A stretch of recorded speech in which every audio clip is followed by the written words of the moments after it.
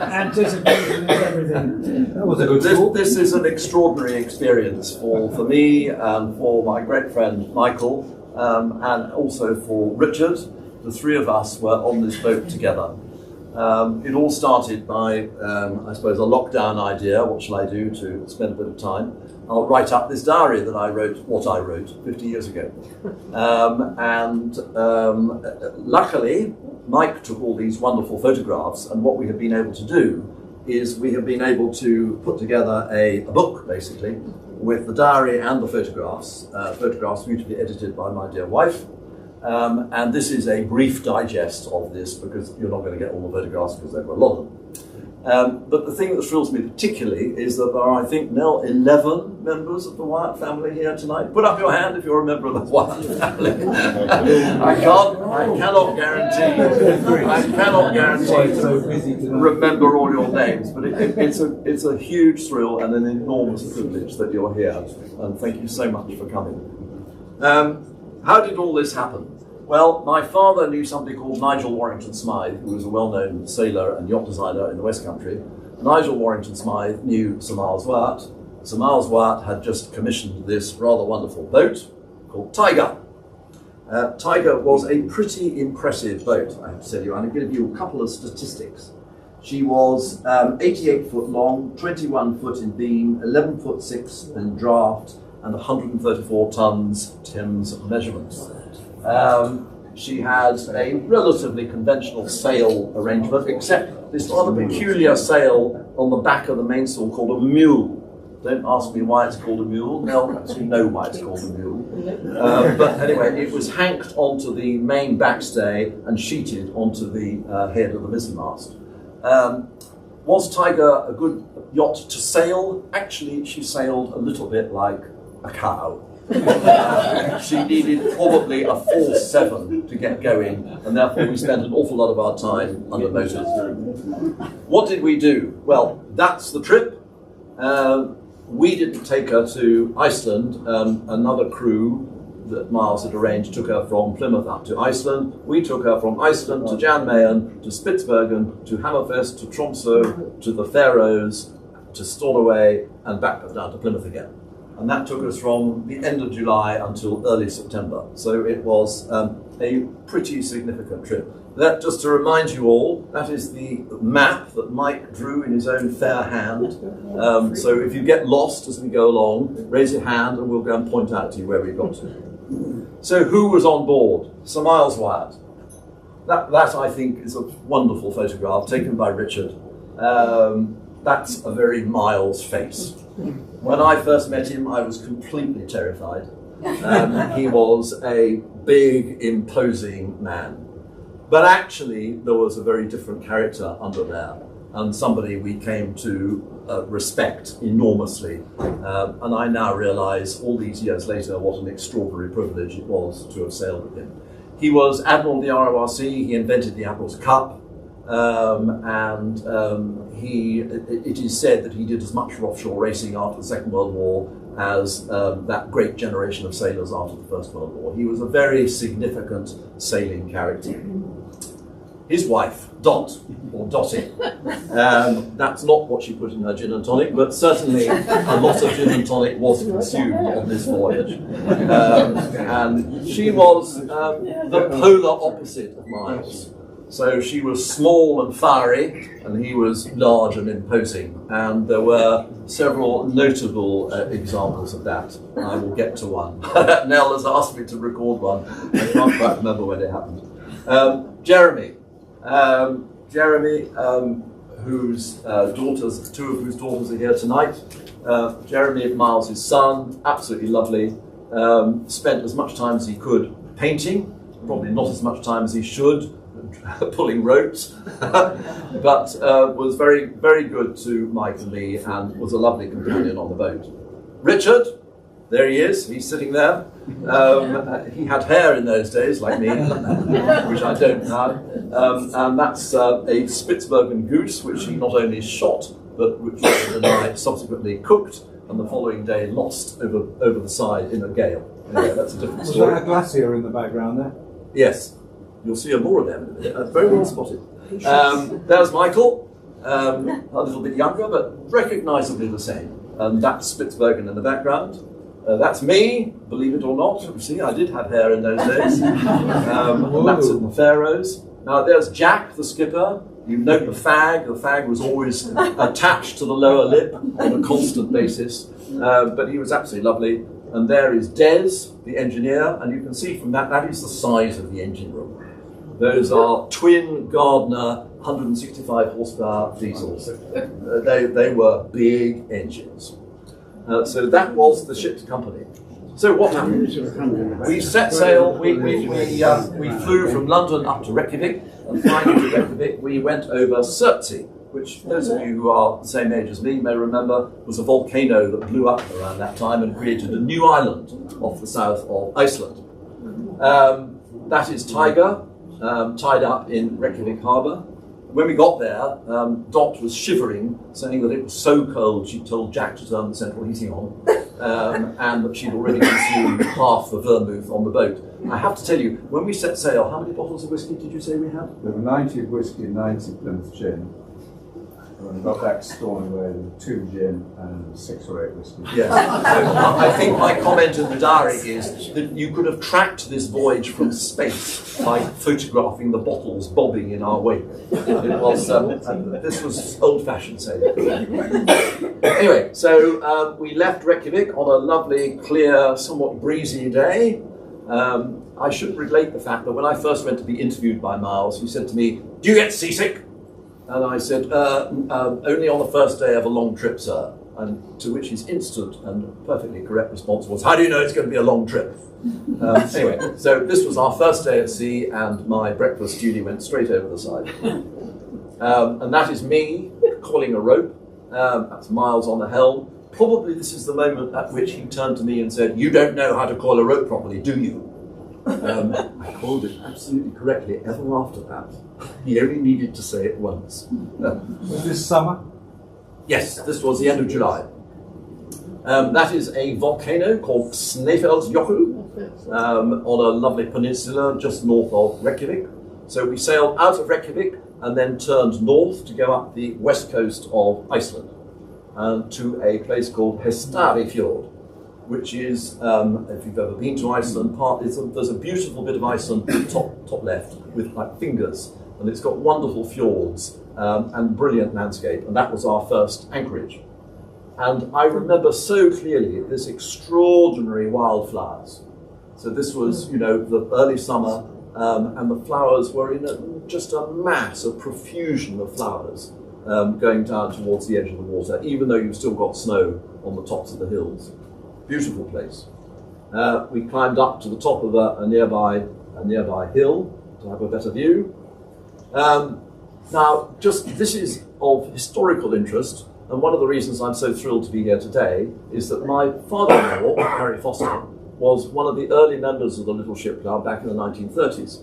And he learnt his navigation and his seamanship at the Little Ship Club, and he went on to be a member of the Royal Naval Volunteer Reserve during the war. And the ship that he sailed on was HMS Alka, and that is a watercolour of her in Akureyri. So that's there as a say thank you to my pa-in-law, and to note the fact that there's a real link with the Little Ship Club there. We left Iceland, another beautiful day, and we sailed off up the Denmark Strait. Now, of course, what I now realise is that Denmark Strait was where the battle took place with the Bismarck. And as you will know, the result of that was that HMS Hood was sunk. So we almost certainly sailed more or less over where HMS Hood now lies, which is, you know, a nice, interesting historical reflection on where we went. Our first stop was Jan Mayen Island, which you've probably never heard of. It's a volcanic pimple in the middle of the very North Atlantic. And it is a volcano. Not only is it the highest mountain inside the Arctic Circle, it's also the only active volcano inside the Arctic Circle. It is believed that Brendan saw it erupt when he was rowing busily over to Greenland. What's that? And it also has erupted recently and caused all sorts of mayhem to aeroplanes flying the North Atlantic route into the States. It did not erupt while we were there, although we thought we felt an earth tremor, didn't we? Well, you might have that. Yeah, maybe it was the whiskey. Anyway, Scotch. sorry? It was the Scotch, definitely. Jan Mayen has this extraordinary black lagoon between the sea and the mountain. And it's black volcanic sand. And you've got this extraordinary sight of this black volcanic sand and this white timber that has, old barrels, old pit props, all sorts of stuff lying on this black sand. It's the most amazing place. That is a shelter halfway up the hill that we climbed so we can get a view back down over the bay where we had anchored. Richard, you remember that we nearly hit a rock going into the anchorage, is that right? We did, very near. I mean, the chap who wrote the Mischief books actually did hit it. Tillman. And so we were within a whisker. Yeah. We were watching the ferrograph changing very, and Miles said, hard as starboard. And that's what happened. So we missed it. The chart is interesting to note because the charts for this part of the world, Jan Mayen and also Spitsbergen where we were later, the charts of course were basically drawn up by the whalers. And they haven't been significantly altered since the days of whaling. So you weren't really completely confident. We also had the wrong chart. That probably didn't help. Not the wrong chart of but it wasn't on a big enough scale. Right. The rock would have shown up much more clearly, Yeah. which we didn't see on the chart we were looking at. So that's another view from the hill, and you can see Tiger, I think, just over there on that photograph. Landing on that, I remember, was quite an interesting experience because there's basically no shelter. So you're landing in the surf. At the other end of the island, there is another eroded volcanic cone. This is one of Richard's photographs, but it's as you can see, it's a dramatic landscape. Now, before we get to this photograph, which is that's Jeremy, and that's Jeremy looking somewhat bleakly at Spitsbergen as it appears through the mist. Between the last photograph and this photograph, we went through a force 10 gale, where we were hove to for 2 days. And I've never been so frightened on a boat as I was, because we were hove to in this gale. My bunk was on the where the waves were hitting the side of Tiger, and it was really quite an experience. And we were hove to for, I think, 2 days. And Jeremy, I believe, entered in the log at the end of it, stiff breeze, hove to. 10 bottles of whiskey later. Well, whatever. Absolutely. What about prayer? No prayer? Probably. But it was a hell of a gale. Anyway, so here we are arriving at Spitsbergen. And it's called, for the reasons which must be extremely obvious to you, the land of the pointed mountains.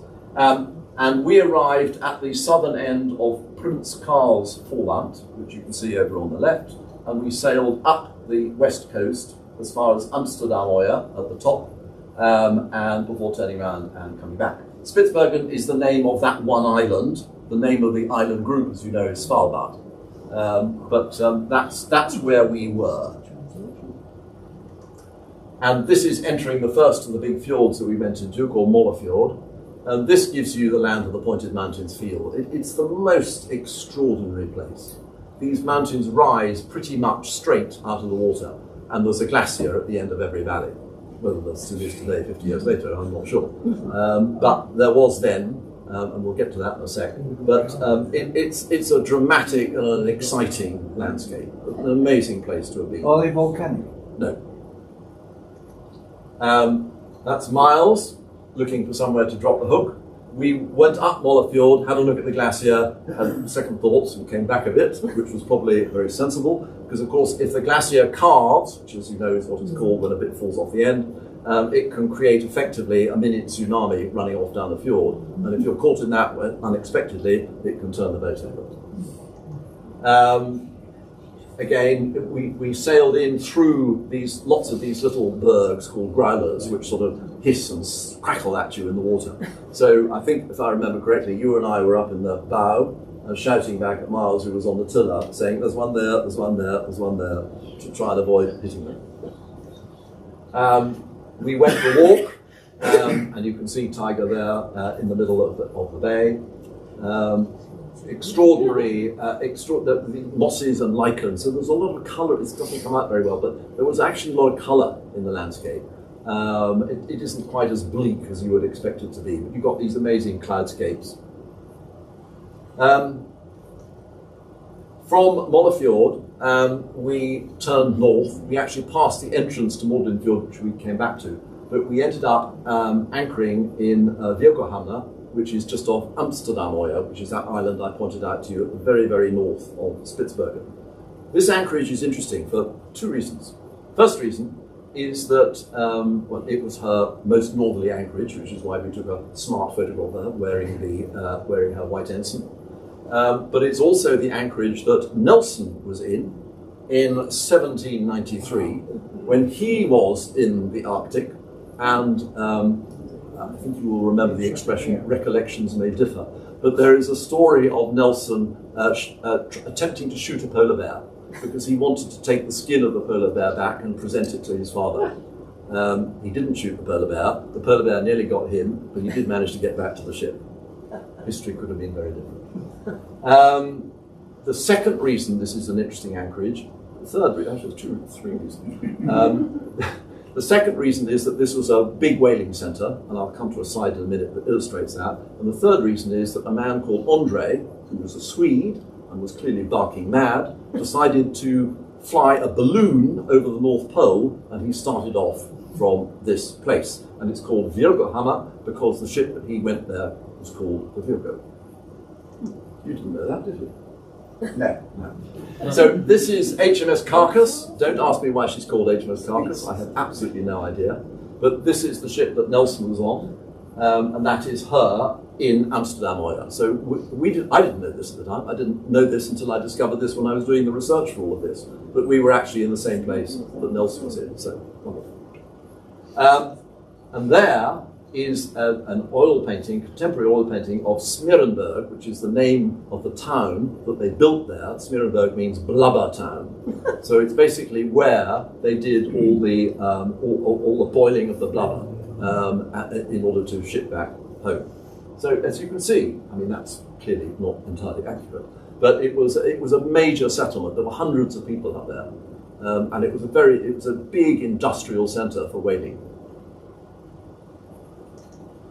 And Andre didn't have much luck. He built his balloon, or else he blew up his balloon, and sailed off towards the North Pole. Unfortunately, 2 days later, he came down because he had a system for steering it using ropes that dragged along the ice, and it didn't work. And not only that, but the way in which the balloon was manufactured was faulty, so it leaked gas. So within a few miles, he came down with a bump, and he was found 40 years later. And luckily, his camera was found as well, from which that photograph was taken. There's Miles. One of the things that we went to look at on Amsterdam-Oya was a small island called Lickholmen, which was actually where they had the graveyard. So all the whalers who didn't make it ended up on Lickholmen, and you could see bones lying around. And Miles was quite tempted to pick up one of these, and I think we managed to persuade him not to. It's not good luck to bring bones back on the ship, Miles. We left Amsterdam-Oya. We went out a little gap between Amsterdam-Oya and the other island, and this is another lovely hairy moment of Miles's navigation, because the chart said you probably won't make it, but actually we did. So we sailed out of Amsterdam-Oya. We turned north, and we went under full sail, and we crossed the 80th parallel. So we were within 600 miles of the North Pole. And as we crossed the 80th parallel, Jeremy came up from below, where he'd been having a quiet snooze after his prandial sustenance, and looked to the north and said, "What's that I can see up there, sticking up?" And Miles said, "Must be the North Pole, ready about." Subsequent analysis suggests it was actually probably the mast of a cruise ship, but that's not such a romantic story, is it? So we sailed back south, having crossed the 80th parallel. We were very pleased with ourselves, and we came into Mordenfjord, which was our most beautiful anchorage. It was just the most amazing place. and there are 2 or 3 pictures of Magdalen Fjord. The weather was glorious, the scenery was unbelievable, and for the Arctic it was, as I far remember, we could sit about on deck in shirt sleeves at that point. It wasn't quite as cold as it might have been. Ish. There's a nice description I want to read to you actually. Niles recorded at one point what was required to actually wear under these circumstances. And he said, this is in his log in the RCC logbook.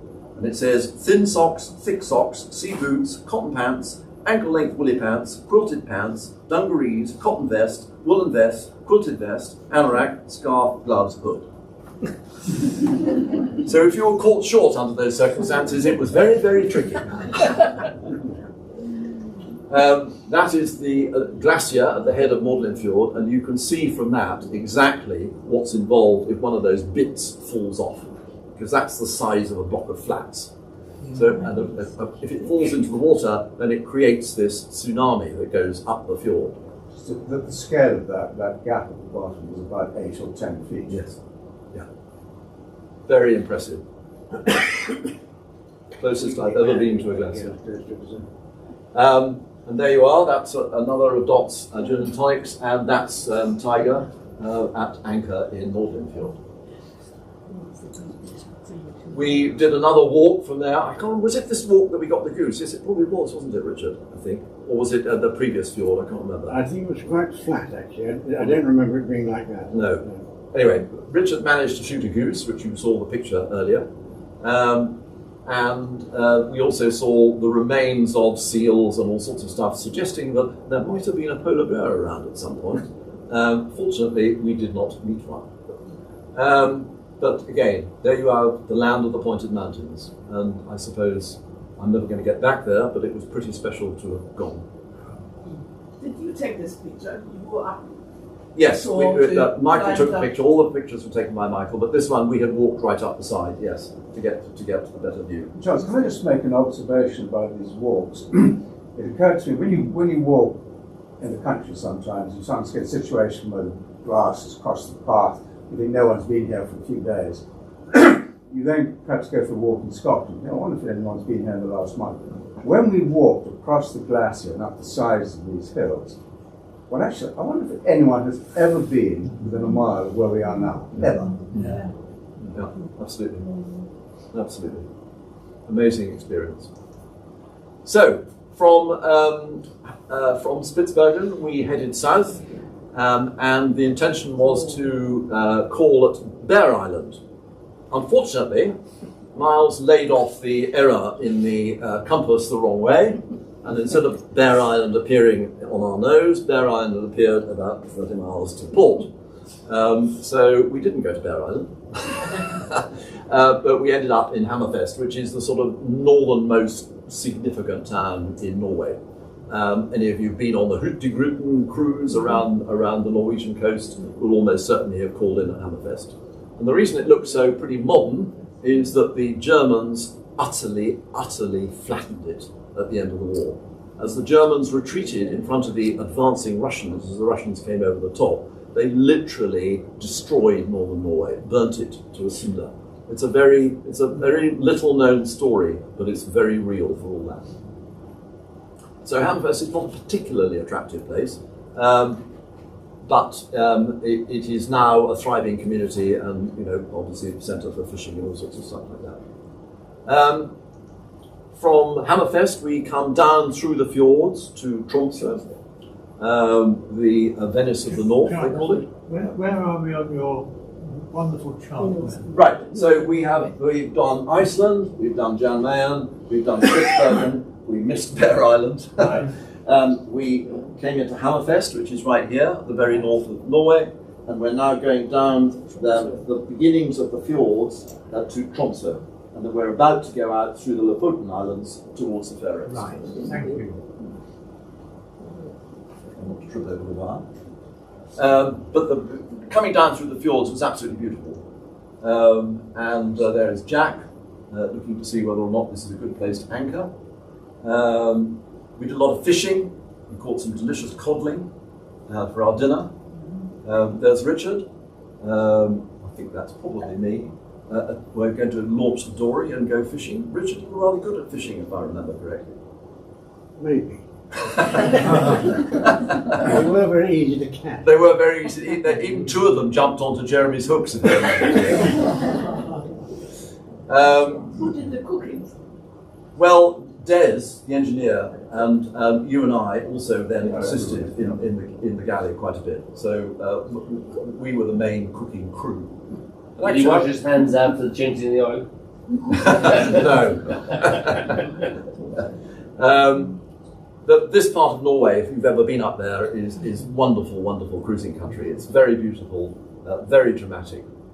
Tromsø is a typical northern Norwegian town. Those are classic warehouses that you will see in Tromsø, Bergen and other places. And when you enter Tromsø, the first thing you hear is the smell, is the stench of drying cod, which hangs out on shopping lines all over the hills. And of course, in the old days, the Norwegians survived on this dried cod for the winter. That's what they ate. And it is now a part of national Norwegian pride to go on eating this stuff, even though it is utterly disgusting. That's the Arctic Cathedral, which is in Tromsø, and we were moored the other side of that bit of water to that. That bridge there. Yes, Good Lord. Looks very modern, doesn't it was. Yeah, the Vikings didn't build it. No. We had a nice little incident in Tromsø because the pilots decided that we were too big to go through the fjords, and therefore they said you have to have a pilot. And Miles, who had a very particular view of authority, i.e., I'm not going to take any notice of them, was forced to accept that we were going to have a pilot. So we had a pilot, and that's a picture of him. I'm not sure whether it's a picture of him leaving. I think it's probably a picture of him leaving. But there was a delightful moment when he left, the boat disappeared, and Miles instantly put the tiller hard over, and we went straight back into the fjords. He wasn't going to be told by any pilot what to do and what not to do.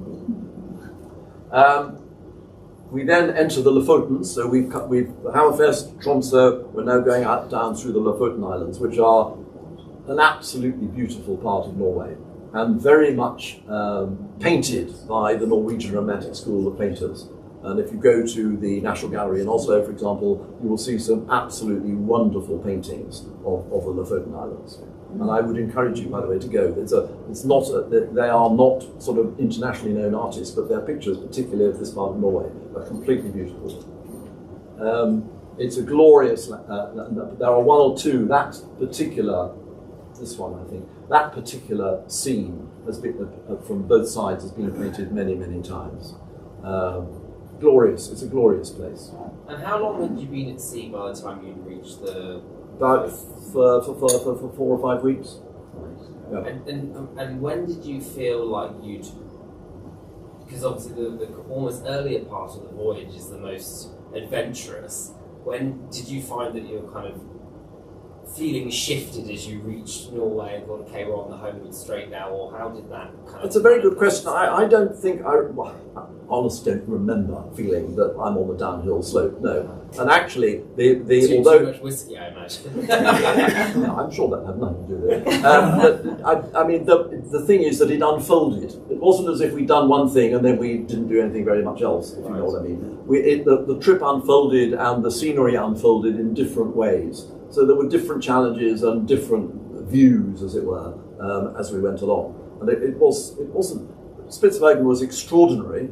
The gale off Jan Mayen was extraordinary. But this, in its way, from a scenic standpoint, was just as dramatic. And then we left the Lofotens and we came out over the Maelstrom, which is a whirligig at the bottom of the Lofotens, a bit like Corrie Brecken. And the one about which Edgar Allan Poe wrote his story. It was quite quiet the day we went past, so we didn't get swallowed. And sailed across to the Faroes. I remember very clearly the Faroes being also another extremely dramatic landscape. These very, very steep cliffs, and this very sort of rural and agricultural land lying between these cliffs. Extraordinary contrast in scenery. As you can see there, these are famous cliffs for bird lovers, because they're 2,000 feet high, more or less, and they are just covered in birds. Absolutely extraordinary, and the noise from the birds and the sight of the birds is quite remarkable. And one of the things I remember about arriving in the Faroes was that it was quite a dark day, and the sea was dark. And as we came up to the Faroes, there was a school of orcas, killer whales, beside us. And this extraordinary sight of these killer whales in this dark sea, and wonderful.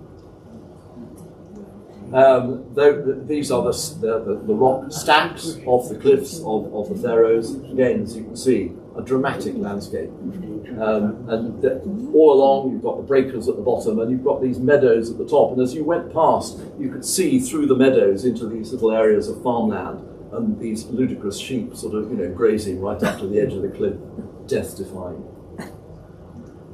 Tórshavn, which is the capital of the Faroes. We created a bit of a black by hoisting the Danish flag, which the Faroese get quite upset about. Although they are actually owned by Denmark, they are independent constitutionally, and they like you to fly the Faroes flag, not the Danish flag. So we got that wrong. But it was a nice place, Tórshavn. And from there, we sailed down south. So from the Faroes, you can see you're more or less dead north of Scotland. So we headed due south for Stornoway, which was our next port of call at the entrance to the Minch. And when we were in Stornoway, the Winston Churchill came in. So the Winston Churchill, also designed by Campbell Nicholson, as Tiger was. So you had, at that stage, I believe, I haven't found anybody to contradict me, the two largest boats under sail in the UK tied up together in Stornoway. We had to help her leave because she got her anchor tied up around some cables on the seabed. And she had a checkered history, the Winston Churchill. She fell over when she was just about to be launched. She then tied up somewhere, and somebody left a porthole open, and she flooded and nearly sank again. And I was on board her as a watch leader in Rotterdam, and they tied her up against the side in Rotterdam, and unfortunately there wasn't enough water, so as the water went out she started to do that, so we had to warp her against the side of the dock to stop her falling over in Rotterdam. So she had a bit of bad luck, the Winston Churchill. My only story about the Winston Churchill is when I sailed on her subsequently as a watch leader, I apparently was the only watch leader ever to goose wing the topmast staysails. How about that, Condor? From Stornoway we sailed down to Loch Skipport on South Uist. Now this is where we had a somewhat dramatic incident, because there was a full gale blowing. We put down one anchor and it wasn't holding. So we put down the second anchor and that wasn't holding either. So a significant element of panic started to ensue. Panic, I'm sure panic didn't ensue. Miles was on the helm. Jack and Des were operating the windlass. Mike, bless him, was down in the chain locker trying to deal with the chain as it came in. What we actually had to do was we had to go up to where both anchors were, because they at that point fouled each other, and pull them in together so that effectively they were forced apart by the bow. That worked. We managed to get both the anchors in, but in order to get from the wrong side of the lock back to the right side of the lock where we had some shelter, Tiger had to be put on full power and full rudder in order to get across to the other side. That was quite a hairy moment. We got there and we were okay. That bit doesn't appear in Miles's log in the RCC for some reason. Charles, how much chain did you carry on the boat, and what size chain was it? So when did you put it down? Ask awkward questions. I have no idea. Oh, right. So it was a lot. Is probably the correct answer. Heavy enough chain to take on 88 tons. Correct. They did. There was a lot. I mean, we were able to put. I think we had 50 fathom out at one point. So there was a lot of chain, and it was substantial chain. What sort of depths would you usually anchor? Well, that could vary. I mean, you can anchor on soft ground, without a huge amount of depth, or you can anchor in some of the places we were in the fjords in Norway, where the water is extremely deep, and where you would be anchoring in much deeper. Yes, there was a lot of change, but I'm afraid that's a technical question which I'm unable to answer. But I will go home and I will see if I can find you an answer. Thank you. There we are at anchor in Lockskiport, having finally sorted ourselves out and achieved safety. And that's what the weather was like in the Western Isles, so it gives you a sort of fair idea of what the conditions were like at the time. It was, and I'm lucky enough now to have a little place on the Isle of Mull, so this type of weather is extremely familiar to me. From Lockskiport, we went across to Mallaig, where we dropped. I got this in right order? Yeah, I got off in Mallaig. Yeah. Yes, Michael then left us at Mallaig. We'd left Jeremy in Stornoway. We got the boat back from Stornoway. Mike got off at Mallaig, and the rest of us, which was by that stage, so Richard and I were the only two squeakers on board at that point. And we sailed past Ardnamurk, and that we did not take that, obviously, but just to tell you that we were going past Ardnamurk. But I like that picture and I found it on the internet. So. As you know, Ardnamurk is the most westerly point of the British Isles, further west than Land's End. For those of you who Can you show that on the map again? Oh, right down. Yes. Ardnamurk is there. Yeah. Right there. Thank you. Northwest of the Isle of Mull. Northwest of the Isle of Mull? Yes. Yep. No, Ardnamurk is north of the Isle of Mull. The Isle of Yeah, Mull but it's touches slightly west of it. Yeah, Mull is actually southwest of Ardnamurk. Round the corner from Tobermory. Correct. I don't know whether Correct. you know that you're supposed to put a bunch of heather on your bow when you go around Ardnamurk. I didn't know that. And ours is still there, 10 years on, and it looks pretty tatty. I didn't know that. That's very nice. You cannot put heather on your bow till you go north of Ardnamurk. That's the local. Well, we did all that. So we went round Ardnamurk and we went into Loch Drumdewy, which is off Oronsay, and this was a really delightful little anchorage. And we went off in a boat to try and catch scallops and mussels, which we duly did for our supper. Beautiful place, beautiful place. Very quiet, very peaceful, very sheltered, despite the fact that there were gales all around the Scottish coast while we were up there.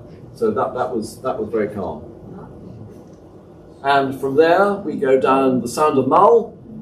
This is the only photograph in this collection taken by me, not at the time, but many, many years later. So that's Lismore Lighthouse at the end of Lismore.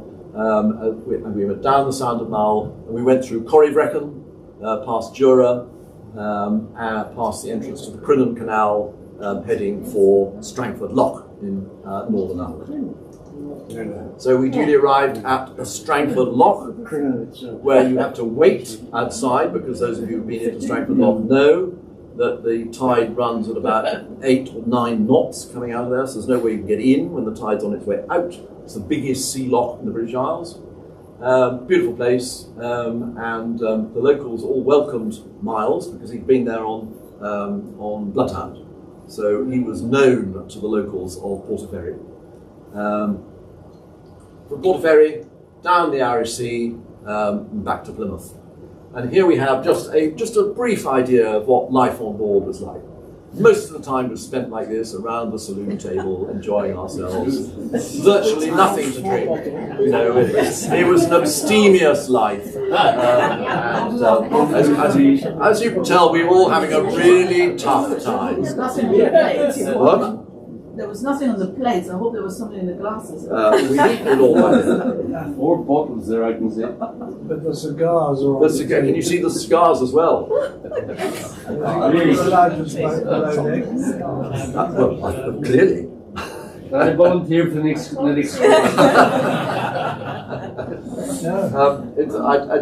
particularly love that photograph. I don't know why Jeremy was looking at me in that soulful manner. Probably because he was about to leave. I don't know.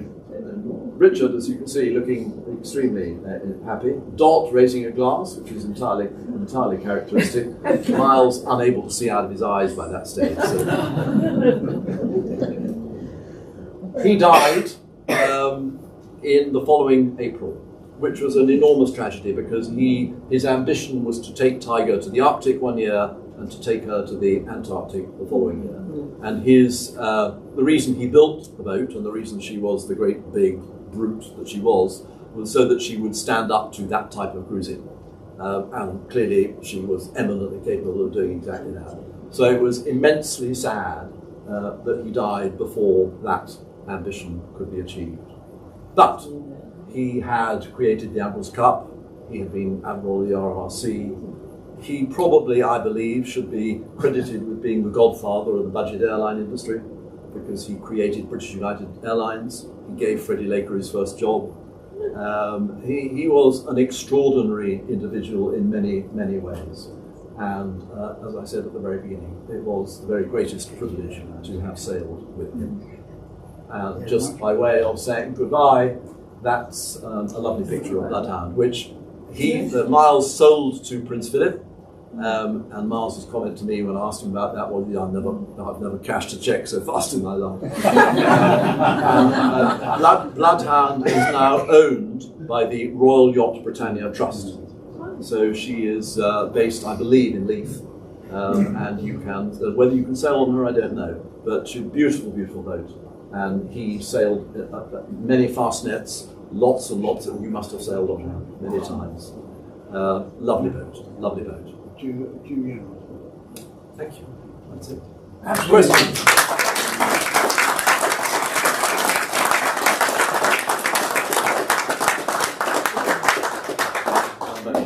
Yes. That was fantastic. Thank you so much. I've got two questions, if I may. One was because you said that quite a lot of time was spent under engine. What sort of proportion of your voyage do you think was under engine? What was under sail? That's my first question. My second question, and perhaps everyone else knows the answer to this: what happened to Tiger? No, those are two very, very good questions, and the first is straightforward, and the second one is very sad. We probably spent at least half the time under power. And Miles admitted at the end of the trip that if we'd gone the other way around, we might have had better wind. But we didn't. So a lot of it was. I think he knew we had a lot of ground to cover. So and she sailed very poorly when the wind was on the nose, and therefore we did end up sailing under power a lot. I would say, I don't know, I guess 50% probably. Well, motor sailing. Motor sailing, yes. Well, motoring quite a bit, motor sailing quite a bit. Just before you answer yes. Can I ask a question? Yes. So if Miles was obviously used to sailing on Bloodhound, you sound obviously wonderful and exciting boat. Yes. Was he very disappointed by the way that the Tiger behaved on the sail? Jack, that's an extremely good question, which I can't answer. Miles is a highly intelligent individual, even nobody's fool. He knew that Tiger did not sail as beautifully as Bloodhound sailed. So was he disappointed? I don't think disappointment's the right word. He would rather have sailed all the way around with a wonderful beam wind and all the rest of it, but we didn't. So, and he wasn't one to look backwards and say, that's a shame, I should, He said, well, this is the way it is. So I think he knew she sailed like a cow, and planned accordingly. So there were four or five great sails. Oh, there were some fantastic sails. Yeah, all the way from Norway to Faroes. Faroes. Yeah. No, we had some fantastic sails. Yeah. But I want to get to your second question. Your second question is very important. What happened to Tiger? If you look on the internet, and it's in the book actually, I'll show it to you if you want. There is a picture of her in Shelburne, Nova Scotia, for sale, rusting, only half afloat. And but very, very sadly, because she was as big as she was, because she was ungainly as she was, because she was so expensive and difficult to run, I think it was very hard to find somebody who was prepared to take her on. So when Miles died, she was sold 3 or 4 times. She ended up in Nova Scotia, and some wag went on the internet and tried to do a crowdfunding appeal, saying, if I raise $15,000, will you help me sail this boat back to England? And somebody responded to this internet post saying, you must be out of your barking mind. $1 million would be closer to the mark. Wow. She was not everybody's cup of tea. So where she is now, I honestly don't know. Thank you. But it's a sad story in a way, because the man who invented her was no longer there. She had no purpose. There you go. One more on Tiger, although I'd also like to echo the views of what I've heard once when you talked about those. Thank you. Obviously, well built, although maybe it's still Built like a brick, whatnot. Yes. Did you have any breakages? The only one I remember was when there was a sort of a containment box on the foredeck where a lot of kit was kept, and that broke away during the gale when we were hove to off Jan Mayen, and we had quite a lot of fun trying to get it back under control again. And I think one of the halyards for the staysail parted.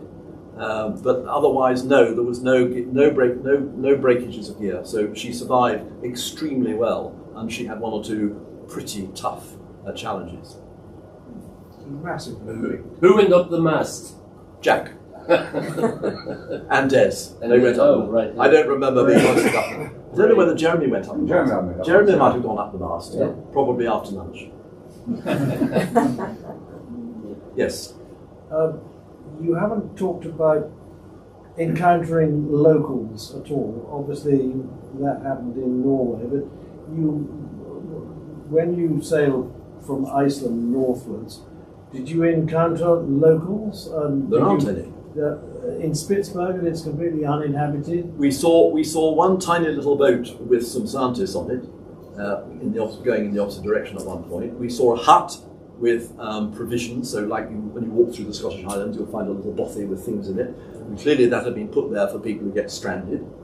My main encounter with locals, apart from when we got down to Norway and tried to barter whiskey for fish, I remember going ashore at Hammerfest, which is the first time I'd ever been in Norway. I went back many, many years later, many times on business, and I got to love Norway. But I did that classic English thing of walking along the quay because Miles had asked me to go and find out where we could refuel the Tiger. So I walked along the quay at Hammerfest and I saw a likely-looking local wearing a Norwegian fishing hat. And I said, "Excuse me, can you tell me where the refueling point is?" He said, "It's just down there on the left." So that's the one encounter with a local that I remember. There are two Russian mining towns in Spitsbergen. Longyear Bayern. And we avoided them like the plague. No one wanted to see any Russians. So we ran those towns. Did you have reception for the weather forecast the whole way, the shipping forecast? I think we did get shortwave reception most of the way around, but we relied a lot on radio beacons. This was before it was used, and that's why we missed Bear Island. And the navigation was by sextant. So every 6 p.m. GMT, we did stop and listen to the pips to synchronize the chronometers. Yeah, and Miles was very good about his, obviously extremely experienced about his timekeeping in terms of weather forecasts, time pips, bloody blah. So we did all the things you would expect. But it was old-fashioned navigation. Was that the English weather forecast, shipping forecast? Yeah. Did you pick that up? Yeah. But on the shortwave. From when we left Iceland, we never saw another soul. We saw one Russian trawler until we arrived in Hammerfest. Correct. But on Spitsbergen, we found a tent. Yes. And in the tent were some films. If anyone finds these, please post them. And it was an Oxford and Cambridge expedition. And so we posted them when we got back to Hammerfest. Correct. No, so for several weeks we saw nobody. Quite interesting. He did go ashore in Norway, and he was gone for a long time. And Miles was not particularly keen on mixing with the locals. But he was charmed by this Norwegian. And when he came back, we said, "You seem to get gone a long time, get on very well with it." He said, "Yes, I really like them." He said, "I asked them to come and stay if they ever came to England." So I don't know. He said, "What name did you give?" He said, "I told them Richard Edmonds and I lived at 15 Emperor's Gate." Karina, you were going to ask a question. Yes, yeah, I was curious, one woman on board, Yes. and I was curious what Dr. Yu's role was and the dynamics of the... She was pretty much in charge of the saloon, if I remember correctly. And she would agree with Des what the menus were going to look like. And she would expect us to be sitting down when she wanted us to be sitting down. And she would have regular arguments with Miles. And actually Nell asked me to tell this story. On one particular occasion, they were having a comment, they were having a rub or something. And she actually picked the butter dish up and threw it at him across the saloon table. And then said to me afterwards, "Does your mother ever do that?" I said, "Not that I've actually ever seen." But I mean, she was a force to be reckoned with. Because she was the smallest person on the boat does not mean that she was the least significant. Was there a bath on the boat for this lady? There was a shower, I think. We'd know there was a bath because when we got to Hammerfest, we had enough power, we were able to have a bath. Yeah, I remember that. Yes. If I could be permitted another question, what about the provisioning? All done from Reykjavik and then topped up with fresh food as we went along. But obviously we couldn't do any topping up between Reykjavik and Hammerfest. Which was how long? 3 weeks. So by the end of that, it was... We were down to hardtack. And whiskey. Right. If there are no more questions, it's my pleasure to thank Charles for a great inspirational talk, and I hope that, I'm sure that it has inspired lots of people to cruise in this amazing area. This is the picture that will stay in my memory is the one of the life on board with them sitting around, they're all sitting around the table after dinner. But I'd like to thank Charles very much indeed.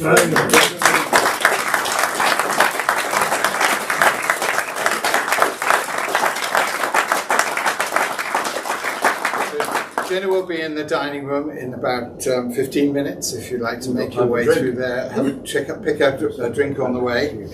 Thank you very much indeed. Thank